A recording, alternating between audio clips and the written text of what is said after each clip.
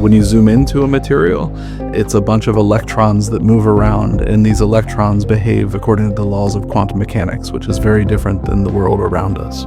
Ultra-cold molecules are an exciting new technology that is rising in our field of atomic molecular and optical physics. We have recently gained a lot of control over their degrees of freedom and are very excited to use these to study a wide array of interesting quantum phenomena. We like to study a lot of different problems, but they're all centered around the idea of how quantum particles organize themselves into new phases of matter or can give new dynamics. These end up having applications because all of the materials around us, things like magnets and superconductors and semiconductors, all are at a fundamental level quantum.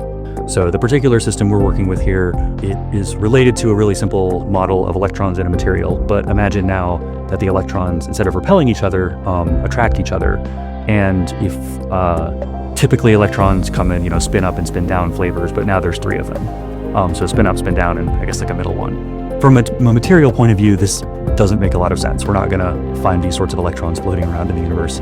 With ultra-cold molecules, we think there in the near term might be experiments that could realize this model directly. On the one hand, we're trying to aim towards potential experiments in the future, and on the other hand, we're looking for theoretically interesting questions about this in and of itself.